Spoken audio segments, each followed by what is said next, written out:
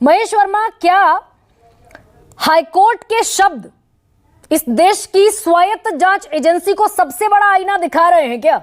5 महीने एक ऐसे इंसान को जेल में रखा जिसके लिए कोई पुख्ता सबूत ईडी पेश नहीं कर पाई। नहीं गरिमा जी, इस जमानत के आदेश के आड़ में इस प्रकार से कानून को बौना बता देना, इस प्रकार से इस देश की एजेंसियों को उनके कद काठी को कहीं नाप देना, इस देश में तमाम तरह के एग्जाम्पल देके, उदाहरण देके और एक राजनेता को ये खुलेआम ये कह देना कि भाई अब तो तुम्हें जमानत मिल गई, अब तो तुम बेकसूर हो गए। अब तो वो संगीन अपराध जिसमें लगभग 250 करोड़ से ज्यादा प्रॉपर्टी अटैच हुई, 20 से ज्यादा लोग गिरफ्तार हुए। और आपको मैं बताऊं कि ऐसे संगीन अपराधों के ऊपर अगर इस तरह के लोग आकर वक्तव्य देंगे और ये कहेंगे कि भाई एक लोकप्रिय नेता जो है वो सिर्फ इसलिए आया था, एक लोकप्रिय नेता के ऊपर कानून इसलिए एप्लीकेबल नहीं है क्योंकि वो कहीं मुख्यमंत्री चुन लिया गया है। महेश वर्मा, लेकिन ये ग्राउंड है ही नहीं। चल हो जा शुरू। केसरिया से मन जोगी हुआ रे, दिल झूमे देखो पतवारा हुआ रे, दिल झूमे देखो पतवारा हुआ रे। हर पल मनाओ केसरी त्योहार। विमल, बोलो जुबान केसरी। कि वो हेमंत सोरेन मुख्यमंत्री थे नहीं थे, ग्राउंड तो हाई कोर्ट का वर्डिक्ट। अभी सुना ना आपने, एक लोकप्रिय, जनप्रिय, अति प्रिय, अति उत्साहित वीर जवानों की भूमि को हड़प लेना और उसके ऊपर फर्जी कागज बनाना। और आप आज इस जमानती आदेश से पहले सुप्रीम कोर्ट ने क्या लताड़ते हुए भेजा? हाई कोर्ट ने क्यों नहीं जमानत आपको दी?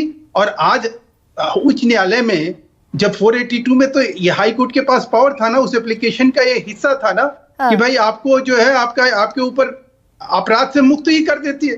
हाई कोर्ट तो यही कह देता है कि भाई हम आपके खिलाफ कोई प्रूफ है ही नहीं। 482 ये जो एक second Mahesh Verma, high court है ना भाई, ऑनरेबल हाई कोर्ट है इस देश का, अदालत है। और अदालत की टिप्पणी में फिर से पढ़ देती हूँ महेश वर्मा, अदालत ने कहा, मैंने पहले अंग्रेजी में पढ़ी थी, हिंदी में आपके लिए पढ़ देती हूँ। अरे मैं सुन लिया अंग्रेजी हिंदी। नहीं महेश वर्मा, एक बार फिर सुन हिंदी पढ़ने से पहले मैं उस आदेश को पढ़ के आया हूँ। मैं दर्शकों की जानकारी के लिए साझा कर दूं, कोर्ट ने ये कहा कि प्रार्थी जो है वो विशेष रूप से अप्रत्यक्ष रूप से 8.86 एकड़ भूमि के अधिग्रहण और कब्जे के साथ साथ अपराध की आय से जुड़े होने में शामिल नहीं है। अरे तो ये संजय पारिक जी बता देंगे ना कि 482 में वो तो दोष मुक्त भी हो सकता था। उसको जमानत देने की क्या जरूरत थी? उसको तो कह दिया जाता था कि जाओ तुम जमानत, तुम तो इसमें अपराधी हो ही नहीं, तुम्हारे ऊपर कोई अपराध आरोप ही नहीं बनता। लेकिन सवाल वो नहीं है, सवाल है कि उसमें उनके साथ एक अवैध खनन का मामला भी जुड़ा हुआ है, जिसमें नींबू पहाड़ी पे आदिवासी लोगों के घर तोड़ तोड़ के जिस तरह से माइनिंग का वहां पे कारोबार हुआ और मुख्यमंत्री ने उसको, मुख्यमंत्री क्या उसमें विधायक प्रतिनिधि जिसके यहाँ से 50 करोड़ रुपया बरामद हुआ। अब ये सारी चीजें, 250 करोड़ की प्रॉपर्टी अटैच होना, 20 लोगों की गवाही जिन्होंने ये कहा ही नहीं कही कि भाई सोरेन का कोई लेना देना नहीं है, उसके बावजूद भी आज हम ये कहते कि भाई देखिए जमानत मिलने के साथ ही इस देश में जो है सिर्फ जमानत नहीं मिली ना महेश वर्मा, इस बात को मानना सीखिए कि सिर्फ जमानत नहीं मिली, स्ट्रॉन्ग रिमार्क के साथ जमानत मिली कि एप्लीकेंट शामिल नहीं है अपराध से अर्जित किसी भी आय में। अरे नहीं, सीआरपीसी आपके हिसाब से सीआरपीसी के तहत जो है मुकदमा जो है अब खत्म हो गया। आप डिक्टेट करेंगी अब इस देश में कि न्यायालय कैसे चलेगा? ये क्या मतलब होता है इसका कि सीआरपीसी के तहत जो है उसमें कम से कम चार्ज फ्रेम होगा, उसमें एविडेंस आएंगे, ट्रायल होगा, उसके बाद वर्डिक्ट आएगा ना कि कोई आदमी दोषी है कि नहीं है। या ऐसे ही हो जाएगा कि भाई जमानत दे दिया, जमानत में अगर उनके कमेंट्स आए हैं तो उसका पर्याप्त सबूत नहीं है, साक्ष्य नहीं है और उस बेसिस पे हम जमानत परमानेंट दे रहे हैं। नहीं तो 5 नहीं, मैं डिक्टेट नहीं करूंगी महेश वर्मा, और मैं चाहती हूं कि हमारे इस कार्यक्रम में जो सबसे बड़ा सवाल हम बैठकर करते हैं ना, इसमें हम कोशिश करते हैं कि चर्चा करें, इसमें आरोप और प्रत्यारोप से बचें, व्यक्तिगत किसी भी तरह के आक्षेपों से बचें।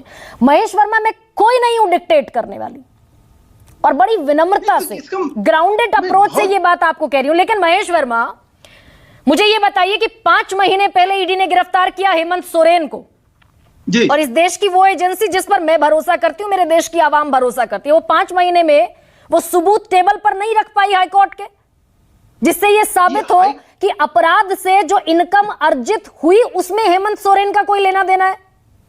मैडम इसमें दो चीजें और भी हुई। हाँ, ये वही एजेंसी है जिसकी बात को सुप्रीम कोर्ट ने मानते हुए उनकी जमानत याचिका खारिज की। कही कि आप जाइए high court, Jharkhand high court, और उसी झारखंड हाई कोर्ट में जब उसी एजेंसी की बात को मानते हुए उनकी जमानत याचिका रद्द कर दी गई, तो क्या उस समय जो है वो कसूरवार उनको हम मान लें?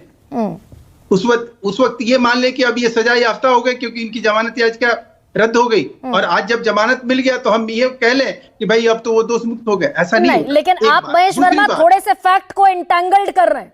सुप्रीम कोर्ट ने कहा कि पहले लोअर कोर्ट जाइए। सुप्रीम कोर्ट ने मेरिट पर जमानत देने से मना नहीं किया हेमंत सोरेन के मामले में। सुप्रीम कोर्ट ने कहा पहले लोअर कोर्ट जाइए, हाई कोर्ट जाइए, पहले ये प्रोसेस कोर्ट ने ये कहा कि आपको जमानत, आपको जमानत लेनी है या जो भी चीज करना है, तो मेरिट पर खारिज नहीं किया ना महेश वर्मा। सुप्रीम कोर्ट नहीं, सुप्रीम कोर्ट तो गए थे ना। सुप्रीम कोर्ट में तो केजरीवाल जी भी गए, उनको इंटरिम जमानत। सुप्रीम कोर्ट हाई कोर्ट के पास असीम पावर है कि वो इस तरह की चीजों को ग्रांट कर सकती है, कि उसके पास है कि भाई हाँ, अगर आया है कोई व्यक्ति और दिखता है उसको कि भाई ये बेकसूर फंसा हुआ है, तो कहता है ठीक है चलो तुम्हें हम इसमें जमानत देते हैं। लेकिन ऐसा नहीं हो कि जो संगीन अपराध हुए उस अपराध की कहानी जो है, जिसमें 250 करोड़ से ऊपर रिकवरी हुई, जिसमें 50 करोड़ रुपया नकदी मिलता हो, जिसमें इतने सारे सबूत के बावजूद भी आज सिंपल ये कह देने मात्र से कि एक जमानत मिल गया और अब जुआ तुर्क बनके जो है अब हम उनको महिमा मंडित करेंगे, तो नहीं, बड़ा सिंपलीफाई कर रहे हैं महेश मतलब वर्मा। ये नहीं मेरे होता हिसाब से सिंपलीफाई कर रहे हैं। राजनीति करने का मतलब ये नहीं चलिए, होता, राजनेता का मतलब ये नहीं होता है कि किसी कानून को हम बौना बना दें, हम एजेंसियों को बौना बना दें। ऐसा नहीं होना चाहिए। वही एजेंसी 5 महीने में सबूत नहीं रख